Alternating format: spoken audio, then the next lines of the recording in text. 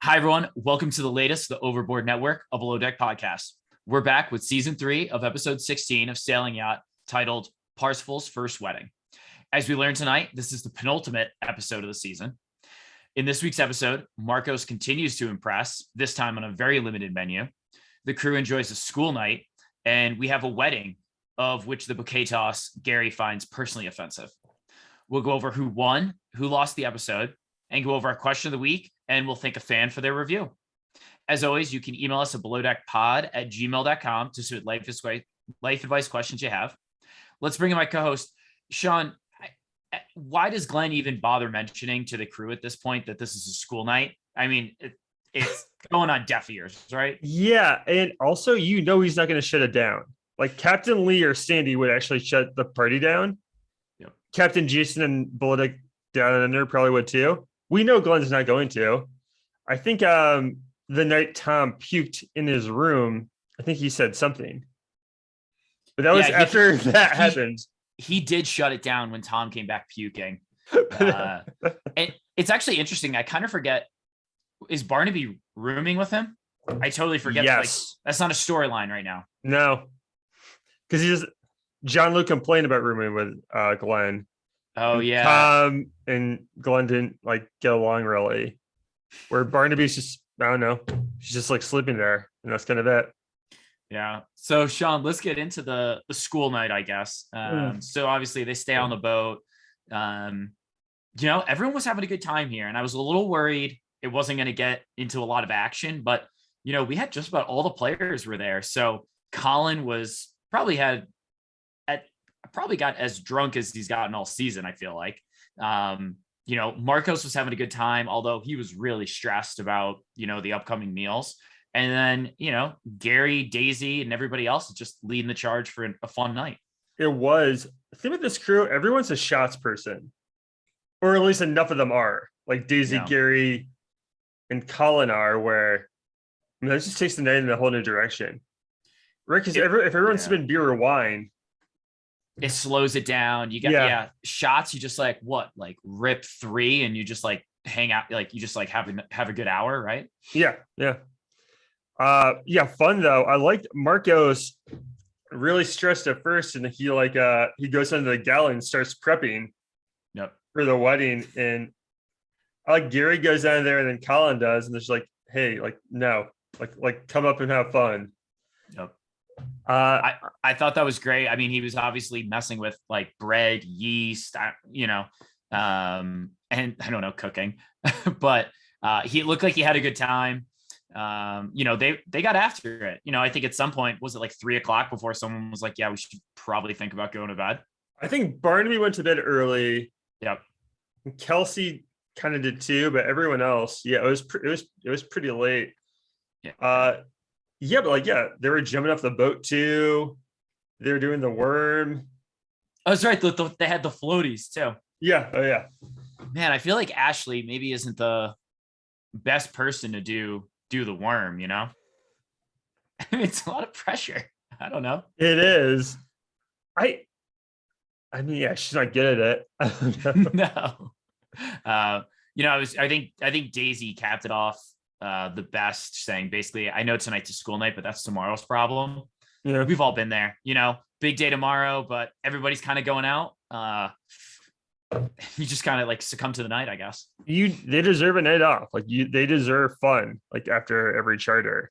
Yeah. And if they just went to bed, it's not great TV really. You're depending on a really entertaining charter then, which I think we got, but we as viewers need these nights off. John, yep. Gary and Scarlett, is that not going to happen? So here's the interesting thing. It seems to me like Scarlett is into Gary, but she doesn't want to sacrifice her professional relationship that she has with Daisy for the personal relationship that she could have with Gary, which I think she's well aware is probably going to last a week and a half, right? Yeah, right. And so she's kind of foregoing that to, hey, I don't know what her experience are on boats, but if she has a good letter of recommendation from Daisy, that goes really far. So let's get that and maybe after the last charter, hook up with Gary. I think she might be able to have the best of both worlds. If your opinion is the best of both worlds, getting a good letter of recommendation from Daisy and hooking up with Gary. Yeah, you're probably right. I don't know, she just didn't seem as into him tonight. I don't know. I think she just put her foot down. She's like, no, like this isn't going to happen while, while charters are going on. So we will see what happens. There was some foreshadowing in the, next episode. Like Gary hooks up with somebody. He invites someone to the master. Yeah. So, well, it's probably Scarlett, but I guess it could be Daisy too. Could be Ashley. Could be Kelsey. I don't know. Whoa. I wouldn't put odds on it, but could happen. Oh, John. One last thing about the deck party. Yep. I love Gary, Colin, and Marcos at the end of the night, just in their room wrestling. Roughhousing? Roughhousing? It's just a weird guy thing. Yeah. That I can't really explain. Yeah, it's weird. It's a little homoerotic. It's just something groups of guys do. I don't know. Yeah. It's just, you can't really say like boys being boys anymore because like there's a negative connotation. But in that instance, they were just boys being boys. They were roughhousing, acting like 12-year-olds. Yeah. It was a very like genuine moment though. Like I really liked it. Those guys are all friends. It's cool. Yeah, friends for life.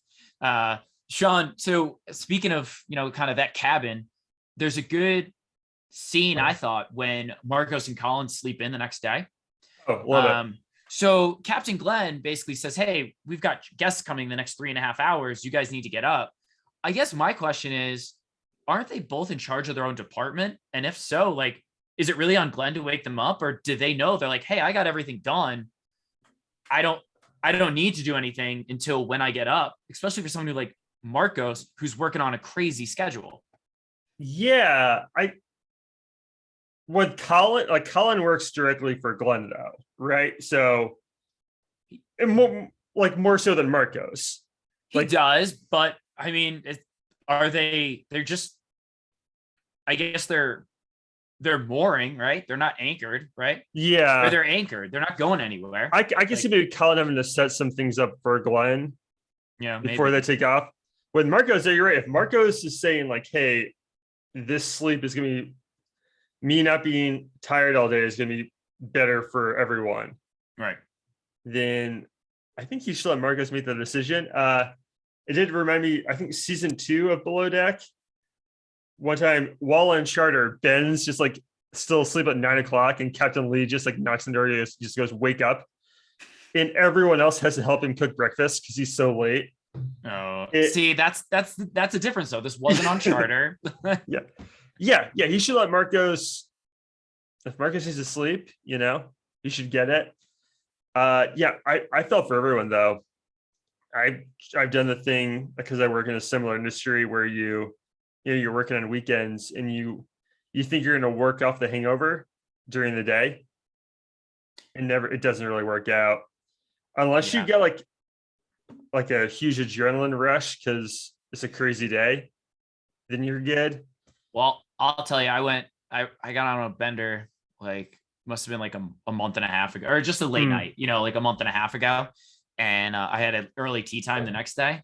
It's a hair of the dog situation, man. I had a nice cocktail before the round. It made all the difference. Now, these guys, I don't think they can because technically charter starts in a couple hours. Yeah. You can't have a hair of the dog. You can't have a Bloody Mary because, I know how fast alcohol goes through your body, but I think if it's pickup day, you're not drinking beforehand. Yeah, no. Tylenol or ibuprofen work to a degree. It doesn't make you less. You're still tired though. Yeah. You don't have a headache. Yeah. I don't know. Yeah, I felt for them. And you really, until you go to sleep that night, you never quit yourself.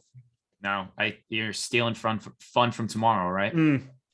So Sean, let's talk about the guests. So it's odd. I think so. Matt and Laura, I think, are the primaries, but Gabe and Allegra are getting married. Is that true? Okay.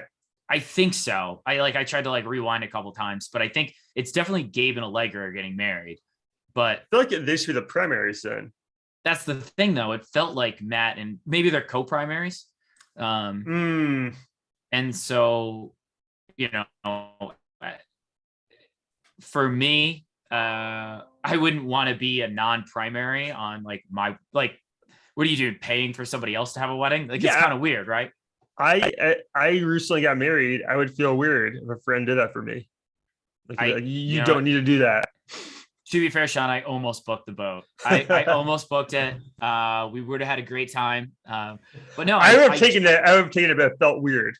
Yeah. But I still would have said yes. Yeah. Yeah. I thought, because I swear when like they introduced everyone, it said like Laura and Matt primaries, and then it said like Allegra like bride to be, and Gabe was like groom. These people seem very young to have all this money too. Yeah, I mean, it's one of those things where I think, I don't know how much a wedding costs nowadays, but if you were to just do this in lieu of a wedding, it, maybe it like evens, if is a wedding like 30 grand, 40 grand, I don't know how much it is. I think this boat's a little bit more expensive than that. Obviously, it depends on where you live. In Saratoga Springs, New York, two of our nicer locations, the minimum for a Saturday is like 38 grand. Are we talking like Hall of Springs or? Yeah, Saratoga National too. Yeah. Oh, shout out to my job. Yeah, but yeah. So you're right. It might even out a little bit. Yeah. Yeah. Plus, like, that's probably just for the venue. Like, I don't know if that includes food. I mean, we don't have to go into your company's pricing, but I'm like, it doesn't end there. You know what I mean? Like, it doesn't. It doesn't include flowers or photography or any of that stuff. Yeah. So I don't know how much. I don't know how long this charter is lasting. So if they get off tomorrow, it's just a 1-2 night charter. It's 2 nights. Yeah. 2 nights. So if the tip's going to be 20 grand, maybe the whole thing was like 80 or something like that. I don't know. Yeah. I mean, you only have 4 guests attending. Yeah. And Gary's kind of walking you down the aisle essentially, because he takes you. We'll get to that later, but you're right. Essentially, if this is what you want for your wedding, it's not that bad actually, price wise. Yeah. So I mean, honestly, about these guests, they're just pretty normal people. Like you said, they're kind of young. They're not trying to make the show about them. Not really offering anything great, but at the same time, there was a good swing video. Oh, amazing. So I tweeted this out, Sean. I prefer the swing over the slide. Agreed. I get it. Not everybody can do the swing, but you and I can, Sean. And I would be on that swing all day versus a slide. I feel like I mean, I've been going on slides since I was like 2. Yeah, but half an hour are you on a rope swing? John, I thought something bad was going to happen when that guest chickened out and swung back out of the boat. So there's like a good portion where, so they're obviously on like the top deck when they run off. There is a portion that's like where you like walk on the side with the railing where you could land on that. Yeah. Like it's, you have to be, I'm not going to say you have to be precise, but like, I wouldn't do that overly drunk. I'll tell you that. A lot of things could go wrong. He hit a pole too. Yeah. And Glenn's like, no, like, let go. Yeah. But it's so weird because he's like, let go. But then when he's swinging back in, I would imagine being like, all right, do not let go. So, man, that was just like, it's kind of scary, but he did the good thing and just held on to it and hit a pole, I guess, whatever. He's fine. That guy's never going to comedy. That guy's never going to swing again in his life. No. That's it, right? Yeah. No. So, Sean, do you want to talk a little bit about the obviously there's a dietary restriction that Marcos is kind of, I wouldn't say freaking out over, but he's definitely panicking. During the horoscope dinner. Yeah. We learned Marcos is a Capricorn like me. Yeah. And Daisy is a Gemini. Okay. Everyone always just goes, and even Daisy, like I barely know what mine is. But everyone just goes Gemini, two-faced. Like is that like a big thing? I don't know. There's like a few different horoscopes, people that are really into it. Like Leos and Geminis love talking about it a lot. Got it. And recently Capricorns have, a little bit more visibility for us. They've gotten into the mix, sure. Because we're girl bosses. Everyone else though, like John, whatever you are, I feel like I'm in Aries. Yeah, I feel like we don't hear from you guys as much. I'm just living life. I'm just trying to get by, man.